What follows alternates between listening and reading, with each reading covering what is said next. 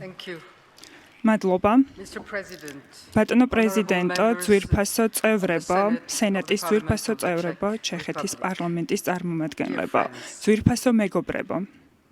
today indeed დღეს ნამდვილად 9 აპრილი is a solemn day for არის every Georgian. მნიშვნელოვანი დღე საქართველოს ყველა მოქალაქესთვის. ამ In დღეს 1989, 1999 წელს რუსის ტანკები და ჯარისკაცები თბილისის ცენტრში შემოვიდნენ და დაარბიეს მშვიდობიანი დემონსტრანტები, რომლებიც იბრძოდნენ თავისუფლებისა და დამოუკიდებლობისთვის. მათ გამოიყენეს გაზი და ძალადობის სხვადასხვა ფორმა, რათა დაეშალათ და დაერბიათ ახალგაზრდა ადამიანები. 21 მათგანი დაიღუპა, ბევრი მათგანი იყო ქალი. ასობით კი დაშავდა, თუმცა მთავარი გზავნილი ამ ღამისა არ გამქრალა.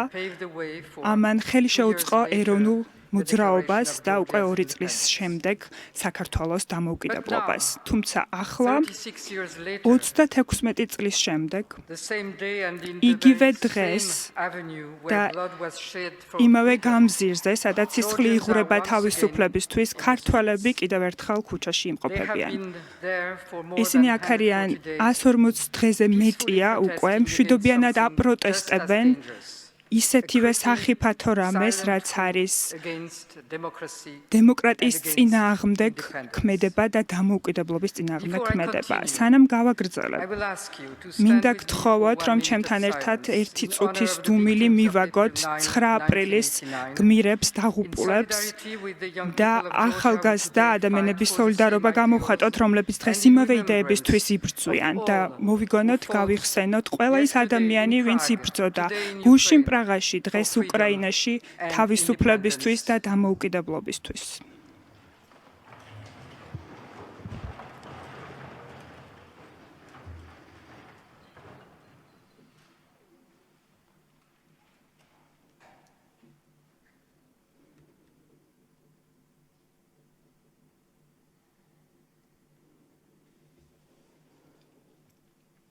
Thank you. მადლობა. Honorable members, პატივცემულო წევრებო, today I bring დღეს you a warning. მოვიტანა ერთგვარი გაფრთხილება თქვენთან და მოწოდება ქმედებისაკენ. Georgia საქართველო is being transformed, ტრანსფორმაცია ხდება არა ტანკების მიერ, but by laws, არამედ laws of კანონების repression. მიერ და რეპრესიის Not მიერ. overnight, არა but ერთ step by ღამეში, step. თუმცა ნაბიჯ-ნაბიჯ. We're watching ჩვენ our democracy ვაკვირდებით, dismantled before our eyes. რომ თვალწინ გვენგრევა real time. დემოკრატია რეალურ დროში. Peaceful protesters მშვიდობიანი are met with პროტესტანტები violence and arrests. ძალადობის და დაკავების Opposition წინააღმდეგ parties ხვდებიან, face ოპოზიციური threats პარტიები of interdiction and dissolution. დაპირისპირების წინააღმდეგ არიან და ასევე ათობით და ათასობით ევროს ოდენობით თანხა, რომელიც გამოიყენებოდა მედიისთვის, არასამთავრობო ორგანიზაციებისთვის, არა მცდარი ქმედებებისთვის, არამედ კონკრეტული მიზნით. A new additional და foreign თქვენ agents law has been დამატებით passed, a carbon მცხოვრი copy of the კანონი, Russian law რომელიც that არის targets რუსული civil კანონის society ასლი and სამოქალაქო media in საზოგადოების Russia. წინააღმდეგ და ასევე And რუსეთის each წინააღმდეგ, day რუსეთში და brings a ყოველდღიურად new repressive თითოეულ law. დღეს მოაქვს ახალი რეპრესიული კანონები. სახელმწიფო ღალატი სახელმწიფოს ღალატი დააბრუნეს მუხლი ამის შესახებ სახელმწიფო კანონმდებლობაში და ჩვენი ინსტიტუციები უკვე აღარ არიან დაცულობის წარმომადგენლები. იურისდიქცია უკვე გახდა ინსტრუმენტი მმართველი პარტიისა, რომ გამოიყენონ რეპრესიებისთვის. ეს არ არის ერთი კონკრეტული გადაწყვეტილება ბოლო თვეებში, რომელიც მიღებული იქნა ან ყოფილა პროკურატორის წინააღმდეგ, ერთიც კი არ ყოფილა მათ საწინააღმდეგოდ. ჩვენ of a one-party system ერთპარტიული სისტემის წინაშე ვართ და ამ ყველაფრის უკან ერთი კონკრეტული ადამიანი არის პასუხისმგებელი, რომელიც არის ხელშეუხებელი და ეს არის რუსეთის ჩრდილი, რომელიც იზრდება და არის ევროპული დემოკრატიის წინააღმდეგ. და ამ ყველაფრის უკან ეს არის რუსეთის ჩრდილი. და მაინც რეაგირება ევროპიდან, ევროკავშირიდან არის ძალიან ჩუმი. ერთი წლის წინ, თითქმის ერთი წლის წინ საქართველო მიიღო ევროკავშირის კანდიდატის სტატუსი. დღეს same country იგივე is being ქვეყანა dragged into the Russian orbit. რუსეთის ორბიტისკენ მიაქანებენ რუსეთის ორბიტისკენ და ეს არის ავტორიტარული ტაქტიკის სატესტო ადგილი და ევროპის რეაქცია არ არის სათანადო იმისა, რაც ხდება რეალობაში. ეს მომენტი არ არის მხოლოდ რამე კონკრეტული ქართული პოლიტიკური კრიზისი, არამედ ეს არის ევროპული გამოწვევა და ეს არის სამმაგი გამოწვევა, მე ვიტყოდი, გამოწვევა ლიბერალური დემოკრატიის წინააღმდეგ საქართველოში და ასევე ევროპაში. თუ დემოკრატია ერთ წელში ასეთი ხელშეღებული შეიძლება ყოფილიყო საქართველოში 30 წლიანი მხარდაჭერით პირველ რიგში ქართველი ხალხის მიმართ და ასევე ევროკავშირის მხრიდან, ამერიკის შეერთებული შტატების მხრიდან წლების განმავლობაში თქვენი მხარდაჭერა რომ თავისუფალი მედია დამოუკიდებელი სასამართლო და სამხალხო საზოგადოება შეგვექმნა, მაშინ რას ამბობს ეს ყველაფერი დემოკრატიის მდგრადობაზე და მედეგობაზე? ასეთი მარტივი უნდა იყოს ამ ყველაფრის დარღვევა და დანგრევა. თუ ამას დავუშვებთ, მაშინ გზავნით გზავნილს, რომ დემოკრატიული ინსტიტუციები არის მოწყვლადი, მსხვერპლი და ავტოკრატებს შეუძლიათ წარმატების მიღწევა თუ საკმარის ქმედებას განახორციელებენ. საქართველოს მოსახლეობა მზად არის, რომ ამ ყველაფერს წინააღმდეგობა გაუწიოს. ეს არის ასევე გეოპოლიტიკური გამოწვევა ევროკავშირისთვის. საქართველო არ არის უბრალოდ რომელიმე პატარა ქვეყანა, ჩვენ ვართ ევროპის სამეზობლოს ნაწილი და ასევე სტრატეგიული წერტილი, რომელიც მოიცავს პირველ რიგში შავი ზღვის რეგიონს, რომელიც არის ასევე საფრთხის ქვეშ უკრაინის საზღვრების მიერ სამხრეთ კავკასიის რეგიონი, სომხეთის ნაწილი და ასევე ახალი გზა ევროპისადმი ევროპისკენ და ასევე დამაკავშირებელი გზა ცენტრალური აზიის ენერგიისა და რესურსების მიმართულებით. საქართველოს ავტორიტარიზმის და რუსეთის გავლენის ქვეშ არის, რაც ასუსტებს ევროპის პოზიციას ამ მნიშვნელოვან რეგიონში ეკონომიკურად, პოლიტიკურად და მორალურად. მესამე, ეს ასევე არის გამოწვევა ევროპის გლობალური სანდოობის წინააღმდეგ რუსეთის მიმართ და თუ ევროკავშირს არ შეუძლია დაიცვას ის ღირებულებები, რის ხელშეწყობასაც წლებს უთმოდა, თუ არ შეუძლია იმოქმედოს, რომ დაიცვას ადამიანები და ინსტიტუციები, რომელთა შენებასაც ეხმარებოდა, თუ რეაგირება არ ექნება, ცხადი რეაგირება ქვეყნის საწინააღმდეგოდ ამ კორუფციული და რუსული გავლენის წინააღმდეგ, მაშინ ეს საგარეო პოლიტიკის სანდოობა უკვე რისკის ქვეშ დგება. ეს იქნება ახალი თავდაცვის დღის წესრიგი, რადგან სურვილი ქმედებისა იმ სურვილის გარეშე, რომ სწრაფი გადაწყვეტილებები იქნას მიღებული, მაშინ ეს არის უბრალოდ სტრატეგია ფურცელზე და ეს არ არის შემაკავებელი პოზიცია ან ძალა. და ასევე ძალიან ცხადები უნდა ვიყოთ, რომ რუსეთი გვიყურებს და ამზადებს მის შემდეგ ნაბიჯებს.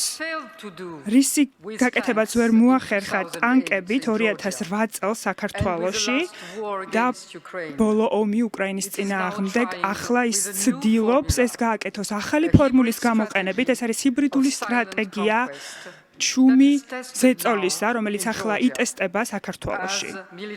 როგორც სამხედრო აგრესია დაიტესტა საქართველოში 2008 წელს. ეს ახალი სტრატეგია არ მოითხოვს ჯარს. ეს არის მხოლოდ 3 ინგრედიენტი, რაც არის საჭირო: არჩევნების მანიპულაცია, პროპაგანდა და დეზინფორმაცია. და მარიონეტული მთავრობა, რათა ინსტიტუციებზე შიგნიდან კონდეს გავლენა. და მეტიც, თუ რუსეთი ვერ მოიგებს და ის არ იგებს ომს უკრაინაში სამხედრო ძალის გამოყენებით, შეიძლება ეცადოს, რომ მოიგოს ეს პოლიტიკურად. სამომავლო უკრაინის არჩევნების მანიპულაციით, სამოქალაქო სანდოობის ძირის გამოთხრით და ასევე კიევის შიგნიდან დასუსტებით, როგორც ამას აკეთებდა და გაუკეთებია საქართველოში. საქართველო არის სატესტო და თუ ეს ჰიბრიდული სტრატეგია წარმატებული იქნება საქართველოში, შეიძლება სხვაგანაც იქნას განმეორებული ევროპაში და თუ იმუშავებს საქართველოში, ქვეყანაში, რომელიც წლების განმავლობაში, თუ არა საუკუნეების განმავლობაში ცნობილია როგორ უწევს წინააღმდეგობას, შეუძლია და შეიძლება განმეორებული იქნას სხვაგან, მაგალითად მოლდოვაში, რუმინეთში ან თუნდაც უფრო ევროპის სიღრმეებში, რადგან ეს არის იაფი, ჩუმი და ჯერჯერობით სერიოზული მედეგობა გარე არ გამოუწვევი. ამიტომ რა უნდა გაკეთდეს? ევროპამ უნდა იმოქმედოს ახლა, არა მხოლოდ სიტყვებით, არამედ რეალური საპირისპირო სტრატეგიით. ბრძოლა ჩვენთვის არის ის, რაც უნდა გავაკეთოთ და ვაგრძელებთ ამას, მაგრამ ჩვენი პარტნიორები უნდა გვაწვდიდეს პირველ რიგში არჩევნების დაცულობას, ჩვენ ვითხოვთ ახალ თავისუფალ და სამართლიან არჩევნებს და ეს არ მოხდება თუ არ გვექნება ახალი ინსტრუმენტები, არა მხოლოდ სადამკვირვებლო თვალსაზრისით, არამედ პრევენციის თვალსაზრისით, რადგან ეს ახალი თამაში გაყალბდა არჩევნების დღემდე. ამიტომ ჩვენ გვჭირდება პოლიტიკური სიცხადე, რომ ახალი პოზიცია გახდეს საჯარო ყველასთვის ცხადი, რომ ქართულმა ხალხმა რომელიც არის ძალიან პროევროპული, უნდა იცოდნენ, რომ ისინი მარტო არ არიან. სანქციები, სწრაფი, მიზნობრივი, ფინანსური, იმიტომ რომ ესენი მუშაობს, როდესაც მიზნობრივი არის და მიმართულია მათ მიმართ, ვისინიც აფინანსებენ ასეთ მხარდაჭერას. და რაც თავარია, უნდა დავიცვათ ის ღირებულებები, რაში ინვესტირებაც მოვახდინეთ. პროევროპული საზოგადოება, სამოქალაქო საზოგადოება, თავისუფალი მედია, თავისუფალი სასამართლო, დამოუკიდებელი ინსტიტუტი თუ მათ დანგრევას საშუალებას მივცემთ, რომ დაანგრიონ ან დაშალონ, ეს იქნება გზავნილი ყველა ავტოკრატისთვის, რომელიც ამას ელოდება. პატივცემულო წევრებო, ჩეხეთის ხალხმა არის პროპაგანდა, იცის ოკუპაცია, თქვენ იცით რა არის ზეწოლის ეს სიჩუმე და თქვენ მსოფლიოს აჩვენეთ, რას ნიშნავს, რომ ეს ყველაფერი გაარღვიოთ. უკეთ იცით ვიდრე სხვებმა, რომ თავისუფლება უნდა იქნას დაცული, არა მხოლოდ საომარ ველზე, არამედ სასამართლოში, ქუჩაში და ეროვნების სულში და გულში. ამიტომ დღეს საქართველოს სწორედ ამ ბრძოლაშია, ჩვენ არ გთხოვთ, რომ ჩვენთვის იბრძოლოთ, ჩვენს ნაცვლად იბრძოლოთ, მაგრამ გთხოვთ, რომ ჩვენს გვერდით დადგეთ, რომ თქვენი ხმა გავაგონოთ, ცხადად ვისაუბროთ და მიზნობრივად იმოქმედოთ. ამიტომ თუ ჩვენ დავმარცხდებით, რომ საქართველოს დავიცვათ დღეს, ხვალ შეიძლება გავიღვიძოთ ძალიან განსხვავებულ ევროპაში. დღევანდელი რეზოლუციით ჩეხეთის სენატი აჩვენებს მაგალითს მხარდაჭერისა სხვა ევროპულ ერებს და ჩემგან და ქართველი ხალხისგან მინდა რომ მადლობა გადაგიხადოთ ამისთვის.